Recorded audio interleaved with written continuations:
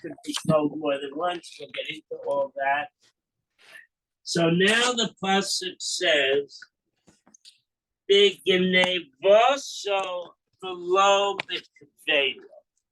So the Gemara wants to first argue that he only gets sold once, and the point being, if a thief steals and gets caught with the property, doesn't confess or return it or whatever, he has to replace the lost property, and he has to pay a fine equal to the value of the lost property. Or if it happens to be a sheep or an ox that he slaughtered, it's 4 or 5 times extra. So the pasuk, when it says his thievery, it's the thievery, but not the penalty of the extra payment. B'gnevaso, the act of thievery, velo b'zamamo, but he would not have to pay, say, sold more than once, if the case is that he's an eid zomim, that he lied to try and get someone else in trouble. B'gnevaso, for his thievery, Kagon shenimcher pamachas shuv rashai l'moichro. Once the court sold him once, the court is not empowered to sell him a second or time. Omerova, so now we have a conflict, obviously. Omerova lokasha, we don't have a problem.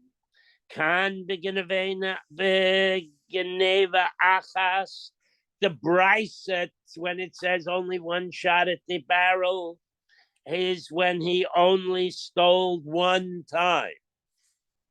Kan, the concept that the court can sell him on more than one occasion, b'shtei genevos, where he had 2 acts of thievery. Now the Gemara is going to get into that a little bit. Amar Abaya, Abaya challenges this. The word genevaso does not mean one act of stealing. It means thievery. It's open-ended as to how much stealing went on. Tuva mashma. So it implies more than one stolen object or more than one act of theft. Ella Omer Abaya, so Abaya wants to rethink it. Lo kasha, not a problem. Kan be'adam echad, the one sale, and that's the end of it, is when you steal even multiple times from the same victim. So you work for somebody and you put the silver salt thing in your pocket one day, and you put the menorah in your satchel the next day. But it's many acts of thievery, but there's only one victim. That's his suggestion, and he's caught, and there's one trial to cover the multiple acts of thievery. Then, if he's found guilty, it's only 1 6-year term. Kan b'shnei b'nei adam. Here, in the second case, where he can be multiply sold, there are multiple victims and multiple trials. So he's tried, he gets 6 years, he's tried again, he gets another 6 years, etc. So according to Baya, that's how you resolve the dispute. New case. We're going to try and now narrow the rules. We don't really want to incarcerate Jewish people. So we're going to try and narrow the rules now. Tana Rabbanan, we have a rule. Genevo elef v'shava chamesh meos. The guy steals something worth 1,000. The market at that moment in time is that a 6-year slave, a 6-year period of indentured servitude, is worth 500 on the market. So the Bezdin can only get 500 for this guy. Nimcher v'chozer v'nimcher. According to this brisa, since the penalty is only half of the value of the one object he stole, he can be sold twice to cause, 1,000 here and 1,000 there. So he gets sold once for 500, and after 6 years, he sold to it again for the other 500 to pay back what he stole. Geneva chomesh meos v'shava elef. But supposing he's not such a big master criminal, and he only stole something worth 500, and the current market condition is a 6-year sentence, it has a value of 1,000.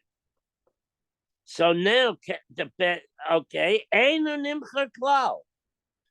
that circumstance, excuse me, the Beis Din has no right to sell him whatsoever. So equal, that's that notion. If it's not enough, he can't be sold. If it's multiple, he can be sold to cover it all.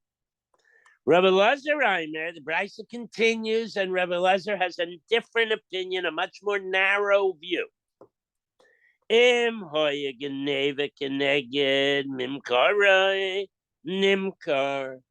If the circumstances work out that the value of what he stole is exactly equal to the value of 6 years of service. So in this case, using the numbers we had earlier, 500 and 500, right? Then the Beis Din can sell it. But if there's a disparity, lav, if he stole 499 and it's 5, or he stole 510 and it's 5, any disparity, ein nimker, the Beis Din cannot sell it. So according to Rabbi Elazar, the world has to conspire against this guy to make it exactly match up, otherwise it can't be sold. Okay, so who's right? What's the halacha? So the Gemara is going to say we could logically derive that it's Rav Elazar who's right. Okay? Omer Rava, Baha Zachanhu Rabbi Elazar l'Rabbanan. Literally, the rabbis have the merit versus the Rabbanan. Okay? Demashna geneva chamesh meos v'shava elef she'en nimcher. Why did the Tanna Kama said if he only stole half of what his market value as a slave is, we cannot sell him?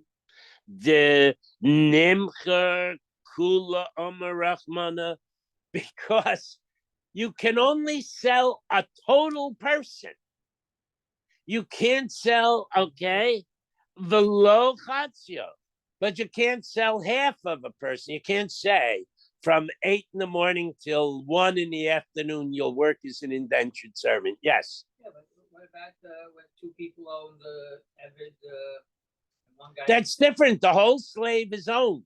Yeah, but then one gives him. That's a different situation. In that case, the entire slave is owned.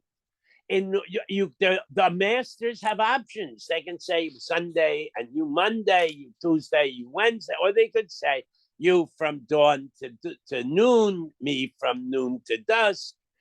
But the whole slave is owned.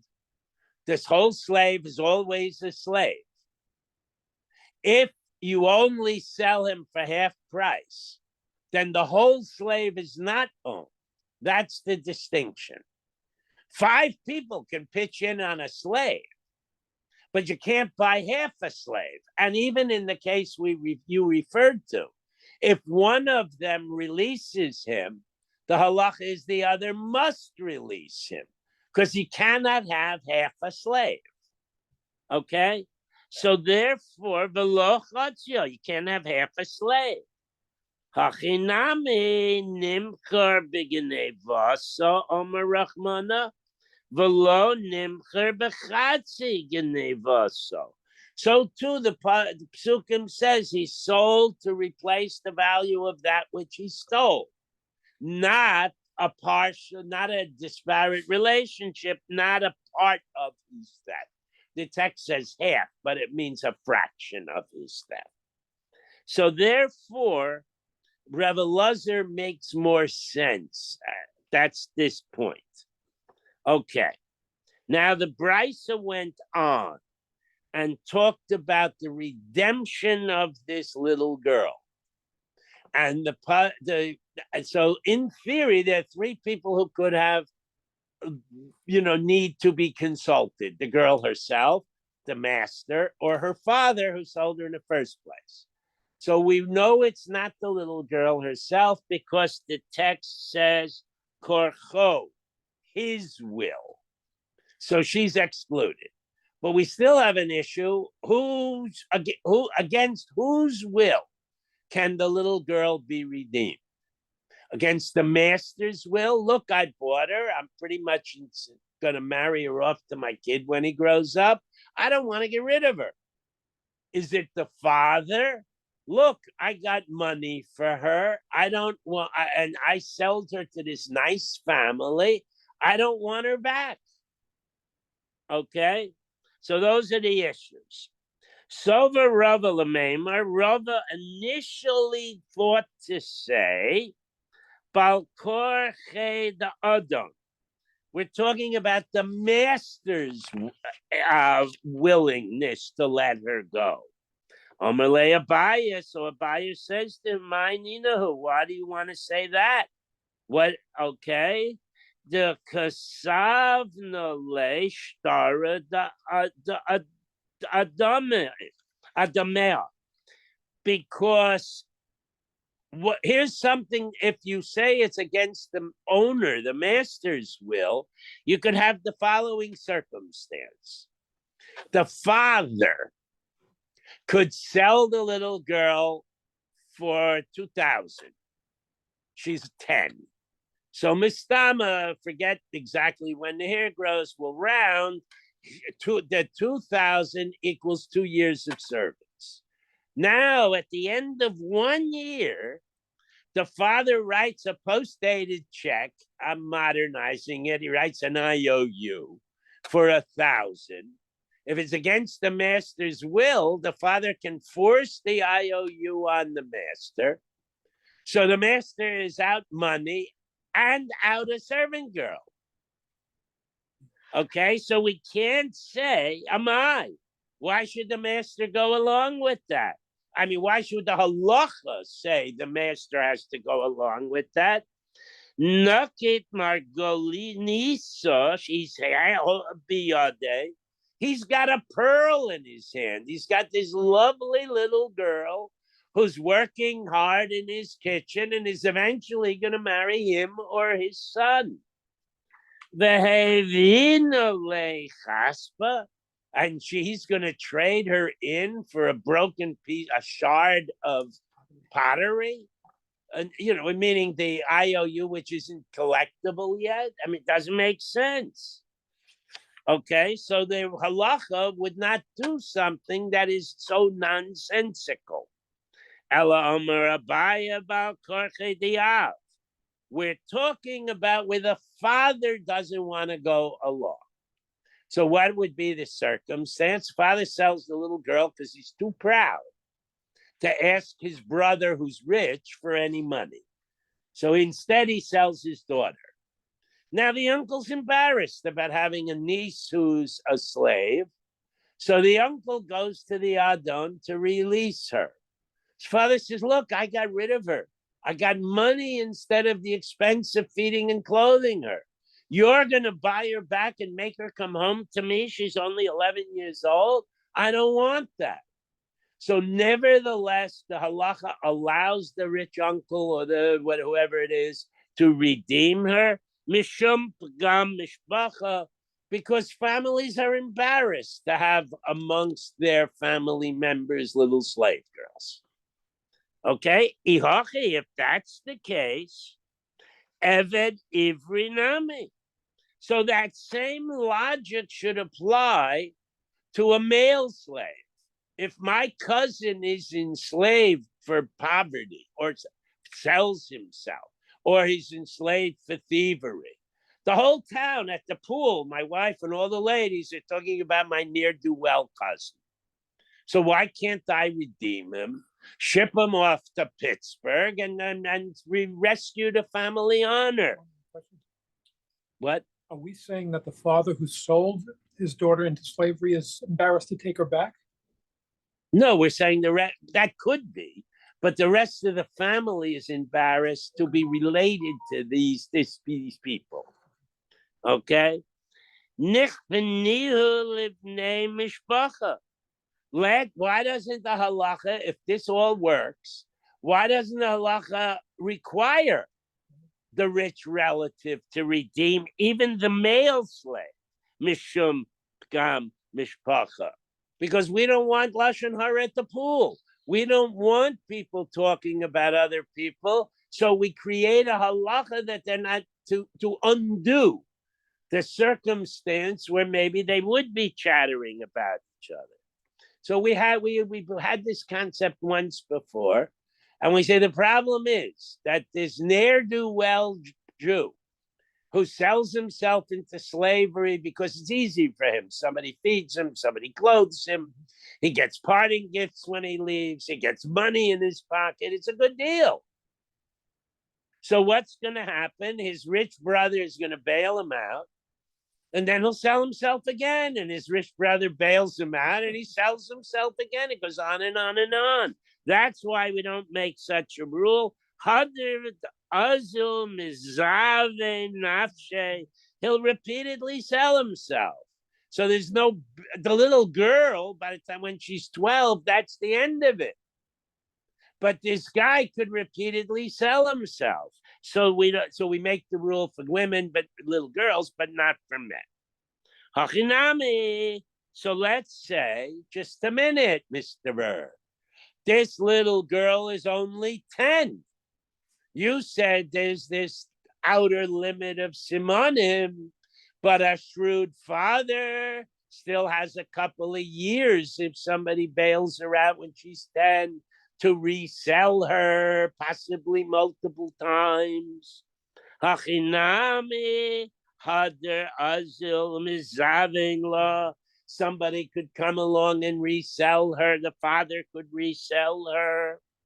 Hoktani. So to prevent that, the Brisa taught Einu nimkeres v'nises. The father only gets one bite at the apple. He cannot, if she's redeemed, he cannot ever sell her again. So we put a sign on her, untouchable, you can't buy her. Okay? Now, money. So now, this is an interesting perspective. Who is the author of this brisa? Rabbi Shimon. It's Rabbi Shimon. Now, what we're going to do is we're going to read the Tanna Kama, who does not agree with any of this, and then we're going to read Rabbi Shimon in the same brisa, who does agree with all this. So the rationale of why the little girl can't be double dipped and the father isn't consulted in the redemption process is all going to be Reb Shimon. Rabbi Shimon, he Desanya, the Brisa teaches, Tanna Kama first. A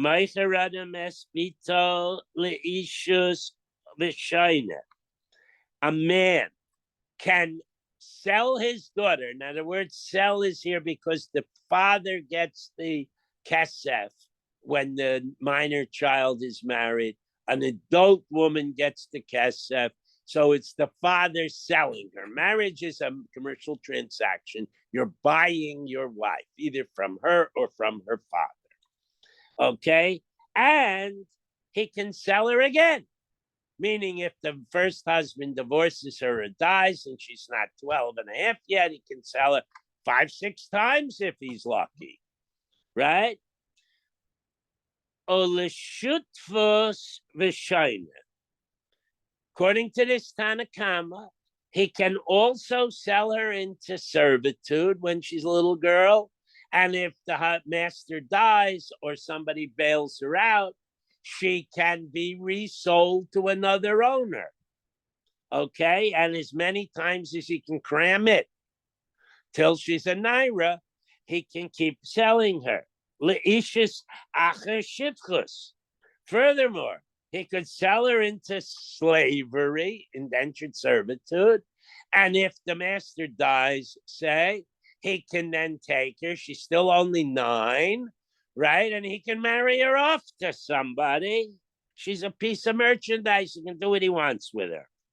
Avalo, the only restriction that Tanakama offers, avalo l'shichvus acher ishus.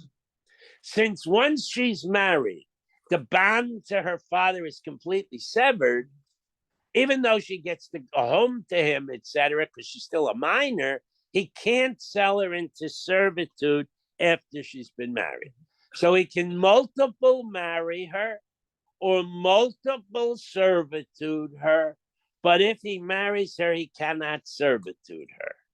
Okay? That's the Tanakam.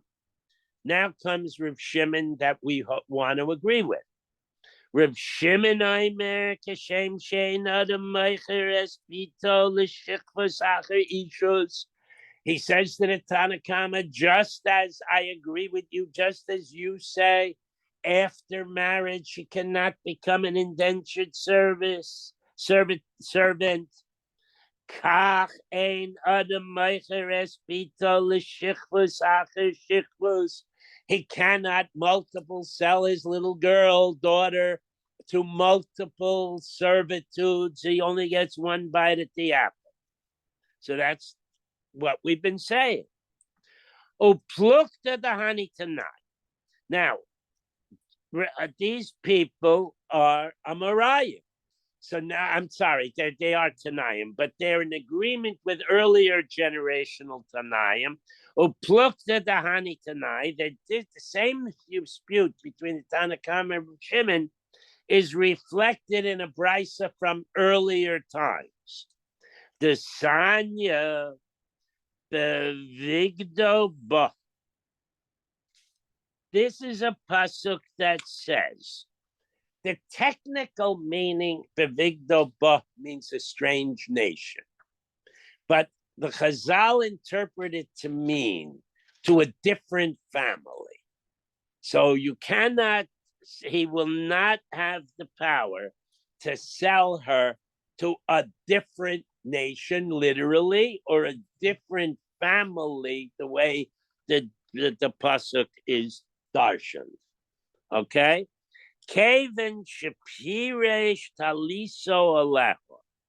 So the idea here is this is Yiyud. Once the master or his son covers her with his talus, that's a euphemistic way of saying takes her to bed. Shuv ein rashai l'mochra, the father has no longer any power to sell her. Not in marriage again. Okay, Divrei Rebbe Akiva. That's Rebbe Akiva's view. Rebbe Elazar Aimer Bivigdo Ba, with the pasuk, the words Bivigdo Ba, Kaven Shabagad Ba. Okay, now the Shoresh Beis Gimel Dalet. Okay, has two possibilities. What the Shoresh is. If you put a yud in, then it means beged, garment, and that's the covering with the talus. Another possible interpretation without the yud is from a word that means to betray or to cheat. Okay, so now the reason for the difference between Rebbe Akiva and Rebbe Elazar is how they interpret the pasuk. Now you're going to say, well, how can you have two different shrushim? So the answer will be that there are occasions where we read a word one way, but the osios as written in the Torah are different words. Okay, and now there's an argument how you interpret that situation. Okay, and we're going to do that right now. Okay, but my Kamifligi, what is the dispute between Rabbi Lazar and Rabbi Akiva? Rabbi Lazar sover yesh aim lemisairas. That when you have this conflict between the way the word is written and the way the word is pronounced, we follow the reading, the Messiah, the received tradition of how you spell the word. Therefore, to him, the word bevigdoi, which without a yud comes from bagad, which means to cheat. Okay? But Rabbi Akiva Savar Yesh Aim Lemikra, that we understand the pasuk based on how the words are read when the guy does the Kriyas HaTorah, and therefore it's bevigdo, meanings from the word beged. Once she's in one guy's bed, you can't sell her to another guy. Okay? Rav Shimon Savar. So how could Rav Shimon have a different view? Rav Shimon Savar, yesh aim lemikra ulemesares. You have to try and figure out a way to interpret the pasuk without doing violence to either the way it's read or the way it's written.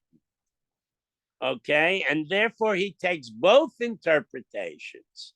And he says you can only sell her once, and you can only marry her off once. Okay? Now, boy, Rabba Baravua comes and asks a question. I have to give a little background. A typical marriage, an adult woman to an adult man, is a two-part process. First, there's Kedushin, otherwise known as Erusin. And then there's Chuppah, otherwise known as Nisuin. So first you buy her, and then you be crude about it, and then you bed her, and that's the completion of the marriage.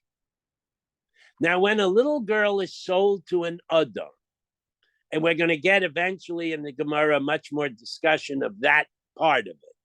But the little girl doesn't get any money. The father gets the money.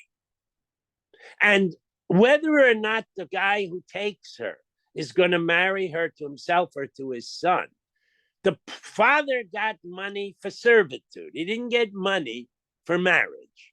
Mistama. Maybe he did. But at this point, let's assume he sold her as a servant. He did not, so there was no kesef for erusin. Marriage is a two-step process. Now the master beds her. That's yiyud. Now they're married. But is that step one, and the halachas of erusin apply to her? Or is it skip one, go to two, and the dinim of a nesua apply to her? Okay, everybody got the idea? So now we can do it inside, okay? Boy, Rava Baravua asks the following question. Yiyud nesuyin oise o erusin oise. Does the act of doing yiyud, which makes her his wife, make her his full nesua wife, or does it make her only an erusa? Now, if the case of the servant girl, he can bed the erusa. So what's the difference, right? Nafkamina, there is a difference. Leyorsha, if she's only a nerusa, if her grandfather gives her $1 million, her husband doesn't inherit it if she dies. Her father does. Okay?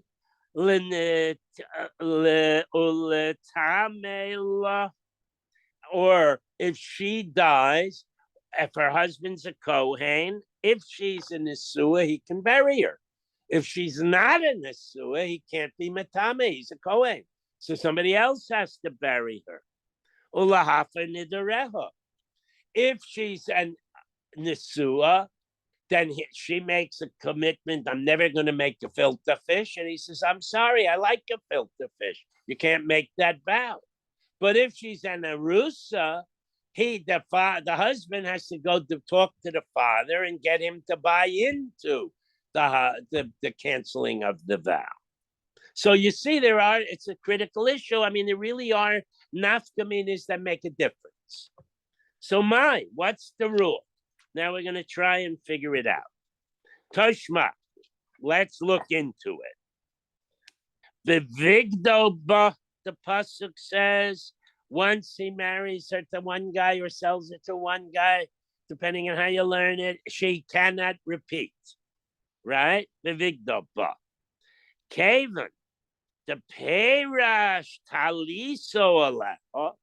So that means once the master spreads his talis over her, takes her to bed, Shuv ein rashai l'meichra.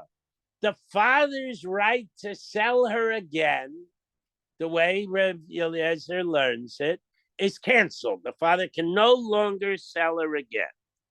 So it seems Zavunehu Delo Mizavin Law.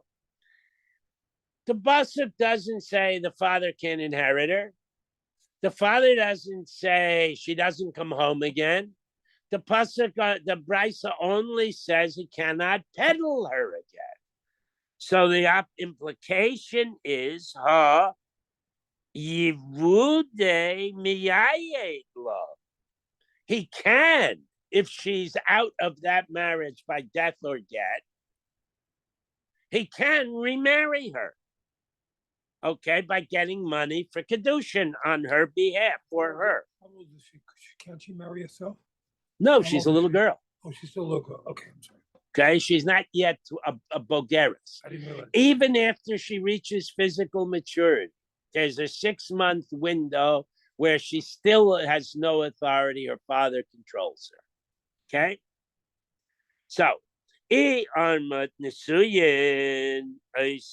you're saying that this yiyud is step 2, is nisuyin, kevan denise shuv ein la'avir rishusba. A fully married woman has her bond to her father, other than the emotional ones, the legal bonds, the right to inherit, the right to marry her off. All these rules no longer apply. She now belongs, quote unquote, to the husband. And if she's no longer in the possession of the husband, she's a free woman. Okay? So that's the end of that. Elalav. So what was the logical lead us to believe? Shmamina erusinose. That the yiyud makes her an erusa. So there are aspects where the father's still involved and aspects where the husband is involved because she's an erusa. Okay? Now, Reb Nachman's going to throw a monkey wrench.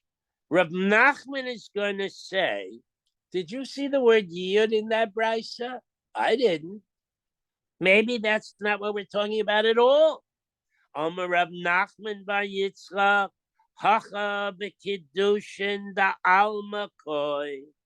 When that brisa says he spreads his cloak over her, it used the lashon that means he bedded her. It does not use the word yiyud, which is the technical term, just like chuppah is a technical term for normal marriages. Okay, so now what we're not talking about a slave girl marrying the master. We're talking about a regular person getting married, a regular girl getting married, and the father was involved because she's a minor. Okay? Here's what the Bryce is trying to tell us. Kevan shemisara aviha lemishenis chayev b'she'erik susa Oh no, so once the father gives her over to Erusin by taking money, because this time he's not selling her as a servant, selling her as a wife. He takes the money from the man. Now the man is responsible to feed, clothe, house, and give her sexual gratification. Okay? So now she's a fully married woman. Shuv ein yachal l'meichra. So here, obviously, the spreading the cloak is analogous to chuppah. He already gave the money. That was part one. Now he's bedding her. That's part two. And she's in the sewer. So that's why the Brisa has the wording it does. So now we're stuck now. We don't know whether Yud is Erusin or is Nisuin, because we successfully canceled the limud we had a minute ago. So we're going to try again. Tashma Nubraisa. And Machra Lekroivin. According to this Tanakama, a man cannot sell his daughter to one of those people listed at the beginning of Yevamos as ervas. There are certain men, categories of men, that can't do yibam because of erva. So here, since the option of marriage is off the table, and one of the concepts behind selling her as a slave girl is maybe somebody in the family will marry her, so you cannot marry her, sell her to someone who cannot marry her. Okay? Mishum Rebbe Lazar, because of statement of Rebbe Lazar, the Amar who say, Amru, they say, however, Rebbe Lazar says he doesn't have to marry her. That's just an option. Here, that option's off the table. But if he wants to have her as a servant girl for a few years, you can sell her to him.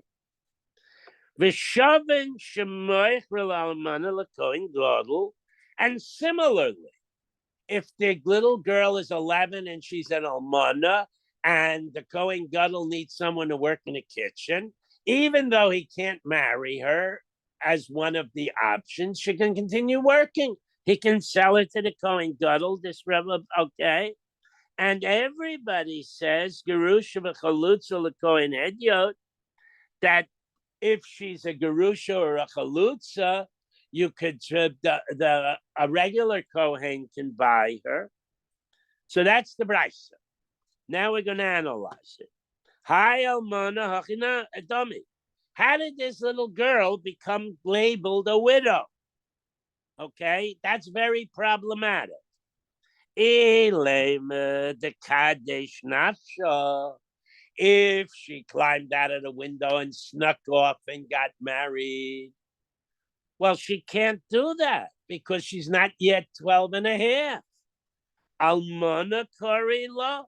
How can you call her a widow? She may have been sleeping with some guy, but she's not married, so she can't be a widow. Ella Lakadishavia. So by process of elimination, we have to say that her father made her marry by taking money from someone for the purpose of marriage. She's sleeping with a guy. Isn't it be marriage? No, she's not an adult. And Bia is not marriage unless it's for the purpose of marriage. If you take a lady to a motel and you sleep with her, that's nus. If you take the lady and two of your buddies and you stand them at the door and you say, watch us go in and peek through the window because I'm going to do Bia L'Shem Ishus, then it's marriage. Okay? Otherwise, since men can have more than one wife, a guy having an affair with his secretary would be meaningless. He's married her, but that's not the case.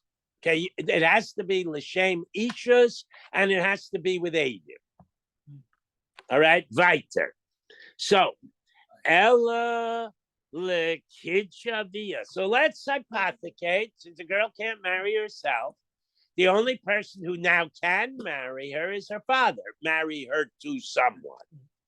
Okay? But we just learned a few minutes ago that if the father marries her off, that terminates his relationship and he cannot sell her to anybody else at a later date, even if she's now available.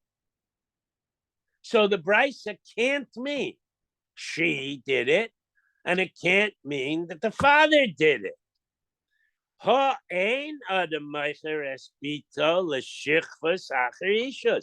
Man can't make his little girl a slave girl after she was a wife. The Amra Rav Amram Amar Rav Yitzchak, so we explain it like this. Hacha b'kedushay yiyud.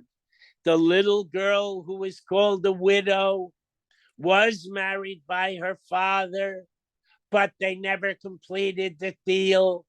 He didn't get money for ishus. He got money for being a servant. And now the yid is only kedushin. I'll leave it to Rabbi Yosef and Rabbi Yehuda, and we go according to Rabbi Yosef and Rabbi Yehuda. The Amar Meos Harishonos Lav L'Kedushin Nitnu. When the father got money for giving her over, it was not for marriage; it was primarily for servitude, and therefore you're lacking step one, and the yiyud is only step one; it's not step two. So now the father hasn't severed all the bonds to her. So now the yiyud makes her his arusa, and he has the rights to her. But the father still has rights because she's only an arusa. So if you were to argue with that and say that the bedding her is nisuyin,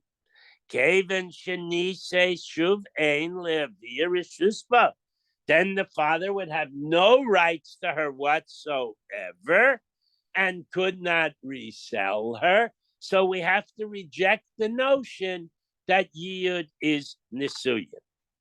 So elamai. So what other choice do you have? Erusin, I say you're saying it's only erusin, but that's also complex and not really fitting the brisa. Because Shavin, Shemoichra, both the Tanakama and Rebbe Lezer, both are an acknowledgement that you could sell this widow, this almana, erusa, to the Kohen Gadol.